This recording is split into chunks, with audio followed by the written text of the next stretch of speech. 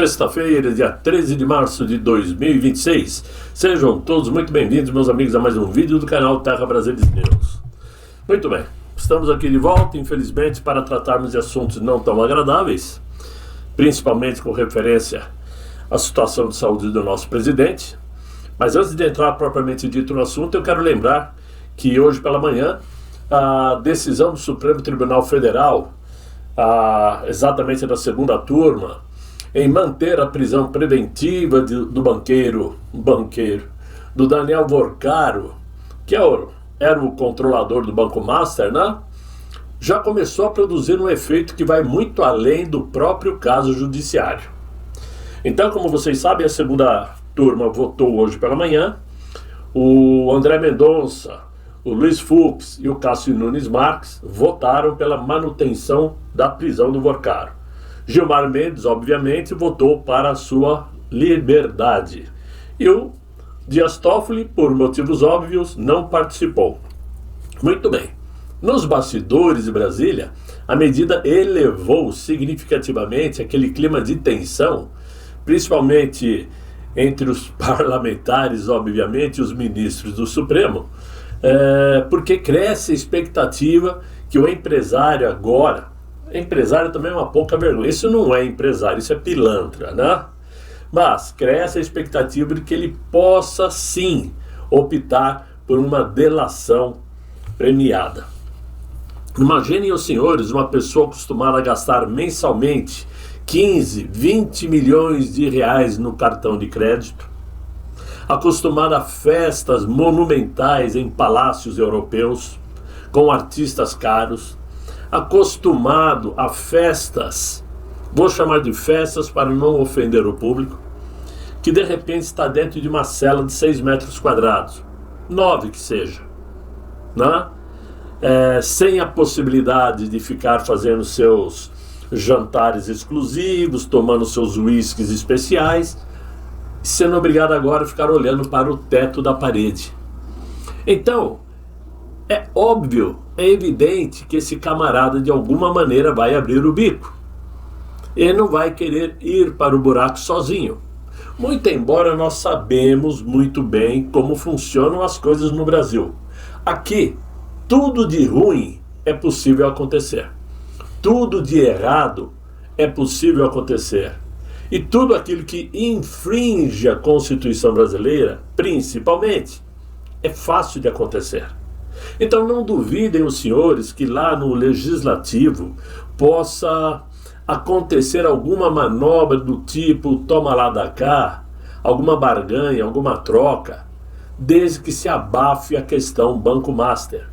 Dizem até que existem algumas tratativas para mandar Jair Bolsonaro para casa, desde que abafe o caso Master. Por isso essa situação é tão tensa.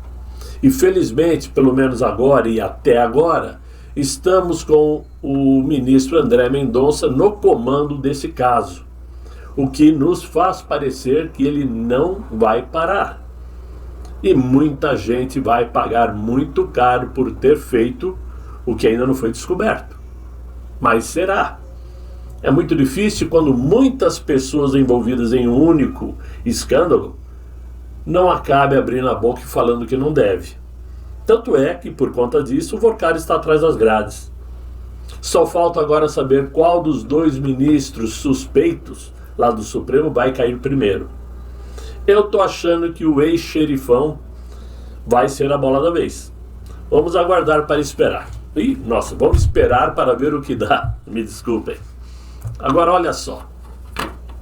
Infelizmente, veio a notícia de que o nosso presidente Jair Messias Bolsonaro mais uma vez teve que ir para o hospital, desta vez numa situação muito mais complicada, e ele está sim com broncopneumonia, e todos nós sabemos que para uma pessoa já debilitada, com 7 ou 8 cirurgias feitas, com uma situação de comorbidades muito alta, e obviamente por ter 70 anos também, uma broncopneumonia é sim perigosa.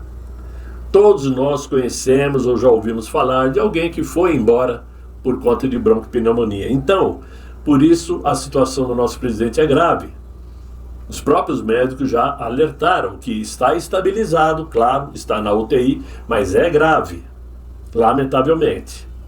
Agora, existe algo profundamente perturbador quando a política deixa de ser um campo de debates e passa a operar como um tribunal moral permanente, onde as narrativas substituem provas e acusações, né?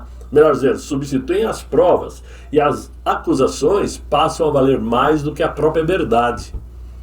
Antigamente, todo homem, quando eu falo homem no sentido geral, né, todas as pessoas eram inocentes até que se provasse o contrário. Hoje em dia parece que não. Quem eles escolhem já é culpado até que prove a inocência. O caso que envolve Jair Bolsonaro talvez seja hoje o exemplo mais dramático dessa distorção. O homem que mobilizou milhões, ainda mobiliza milhões de brasileiros, que se tornou sim o maior fenômeno eleitoral do Brasil, o maior líder político do Brasil, e que simboliza para muitos uma resistência política ao establishment, encontra-se agora numa UTI, lutando contra um quadro grave de bronquopneumonia. É a bronquopneumonia bacteriana. Enquanto médicos descrevem sua condição como acentuada e delicada, o silêncio de muitos daqueles que antes chamavam por humanidade na política soa quase que ensurdecedor.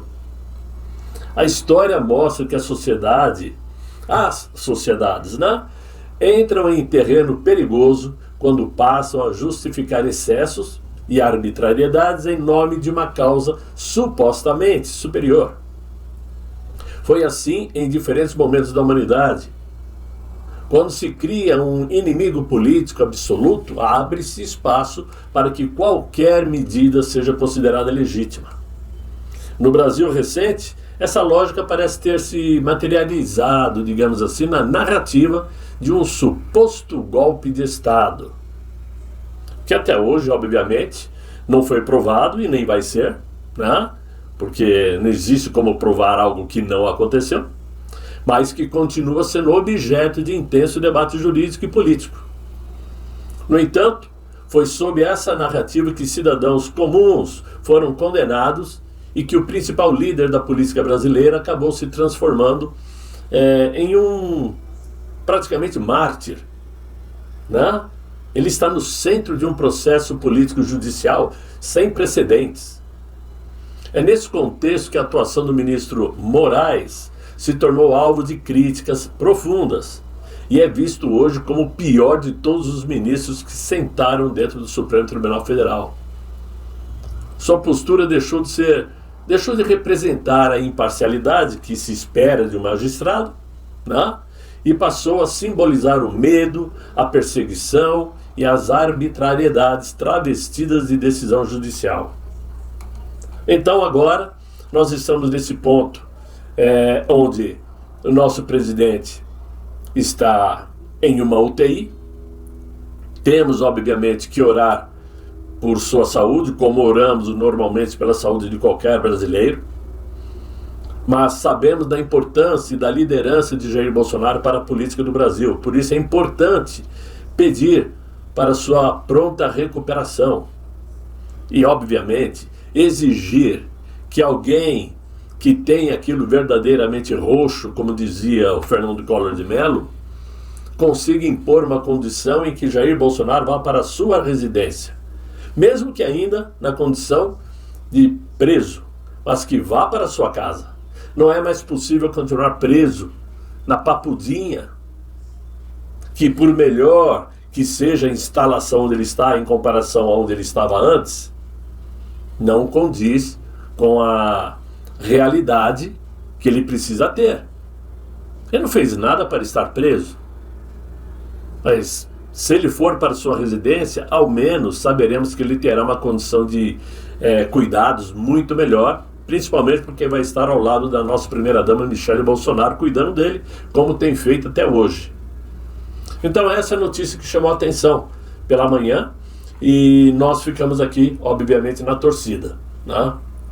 Agora, mudando um pouco de assunto, os acontecimentos que envolveram a tentativa de visita do assessor do governo americano, Darren Beattie, ao nosso presidente Jair Bolsonaro, revela um episódio curioso.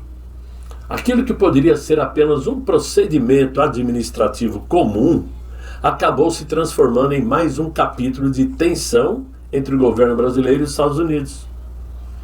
Primeiro, o senhor Moraes autorizou a visita. Todo mundo falou, oh, nossa, ele deixou, que surpresa.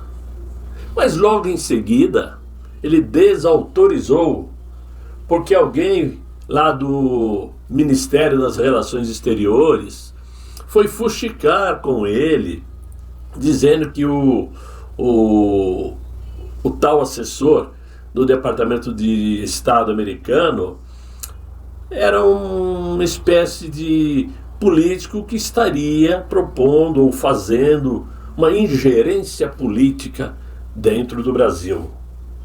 Foi mais ou menos assim o fuxico. E aí, o ministro Moraes desautorizou sua visita. Muito bem. Ora, se havia uma ingerência estrangeira, isso era uma coisa que, obviamente, desde o início, o ministro Moraes deveria saber ou perceber. Não é uma situação que você descobre mais tarde, né? Até porque, sendo a pessoa um cidadão americano, obviamente, já é um estrangeiro dentro do Brasil visitando um político brasileiro, né? Ora, depois temos que pensar o seguinte: o Moraes, depois de ter autorizado a visita, solicitar informações detalhadas sobre a presença desse assessor americano no Brasil, claro que provocou uma reação imediata da própria diplomacia dos Estados Unidos. O episódio ganhou contornos ainda mais delicados quando o próprio Beattie solicitou uma reunião com o Itamaraty para tratar do assunto e tentar entender por que foi proibida a sua visita. E também para tentar esclarecer qualquer dúvida que viesse, né? Antes que essa situação evoluísse para um incidente diplomático. Mas o ponto de ruptura veio logo em seguida. E mais uma vez, em uma de suas decisões equivocadas, que são comuns, o Inácio decidiu simplesmente revogar o visto de Darren Beattie. Tirou o visto que havia dado a ele. A justificativa apresentada foi de que o assessor teria omitido informações no processo de solicitação da documentação. Na prática, porém, o gesto foi interpretado por muitos analistas como uma resposta política direta à pressão institucional que se formou em torno da visita.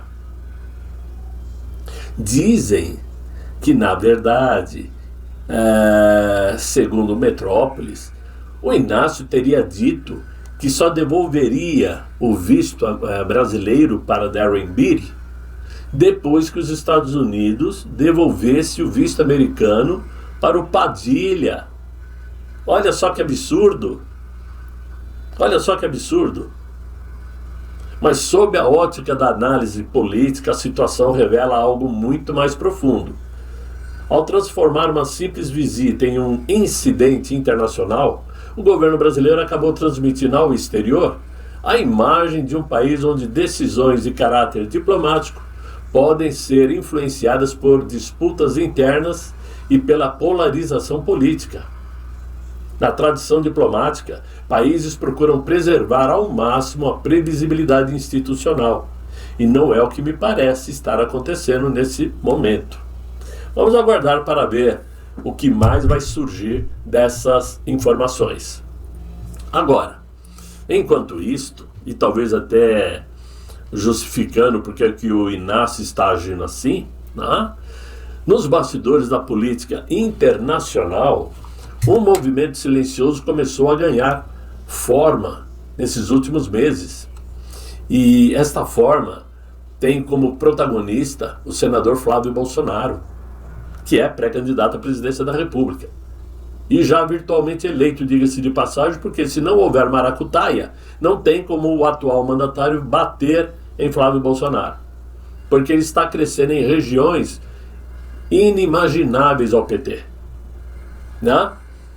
Só que o Flávio Bolsonaro tem adotado uma postura, uma estratégia que lembra muito a diplomacia política que marcou o governo de Jair Bolsonaro, seu pai, que é buscar interlocução direta com lideranças internacionais, principalmente aquelas alinhadas com a agenda conservadora e com a defesa das democracias, obviamente, né? Porque enquanto o debate político brasileiro permanece dominado aí por disputas internas, o Flávio Bolsonaro tem procurado ampliar sua presença no cenário global. Nos últimos meses, interlocutores ligados ao senador confirmam contatos e articulações com figuras importantes da política internacional, especialmente nos Estados Unidos. Também na Europa, antes de qualquer coisa, e na América Latina. Mas Estados Unidos é o ponto forte. O eixo central dessa aproximação passa naturalmente por Donald Trump, com quem o bolsonarismo construiu uma relação política desde o período em que Jair Bolsonaro estava na presidência. O próprio Flávio Bolsonaro foi convidado para participar da tradicional Conferência de Ação Política Conservadora, conhecida como CPEC, um dos principais fóruns da direita global, que reúne líderes conservadores e também esse ano deverá contar com a presença de Donald Trump, lá no Texas. Nesse ambiente político internacional, também aparecem as figuras de Steve Bannon, que é um dos estrategistas mais conhecidos do movimento conservador norte-americano, além do senador republicano Ted Cruz, e também da ex-primeira-ministra britânica Liz Truss, acho que é assim. Todos ligados ao mesmo círculo político que se reúne periodicamente em eventos globais da direita. A aproximação não se limita apenas a eventos. Interlocutores do movimento conservador afirmam que existe também diálogo com assessores do governo americano ligados diretamente à formulação da política externa para o Brasil. Um exemplo citado nos bastidores é o estrategista americano Darren Beattie, esse que agora perdeu o visto aqui no Brasil e queria visitar Jair Bolsonaro. Tá? Existe aí também a relação muito forte do Flávio Bolsonaro com o Javier Milei na Argentina, agora com Antônio Caz lá no Chile, né? Com a Corina Machado, que certamente será ainda a presidente lá no México. Ou seja, o Flávio Bolsonaro já esteve na Europa conversando com líderes europeus. Então essa estratégia política por trás desse movimento é clara. Reconstruir uma rede internacional de apoio semelhante à que existiu durante o governo de Jair Bolsonaro, que conecta, evidentemente, parlamentares, fundações conservadoras e movimentos políticos da Europa e dos Estados Unidos e da América Latina. Então, esse é o grande motivo que faz com que o nome de Flávio Bolsonaro esteja voando. E todos os institutos de pesquisas estão mostrando que já existe sim um empate para o segundo turno entre Flávio Bolsonaro e o atual mandatário, sem mesmo que o Flávio ainda esteja oficializado como candidato.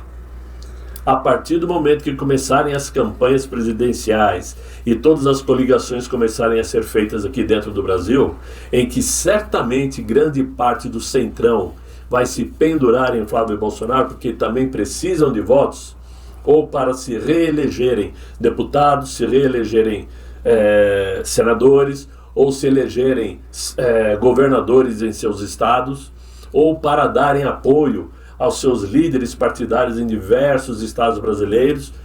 É óbvio que quem vai aderir muito mais, quem vai aumentar suas conexões é Flávio Bolsonaro, não é o Inácio.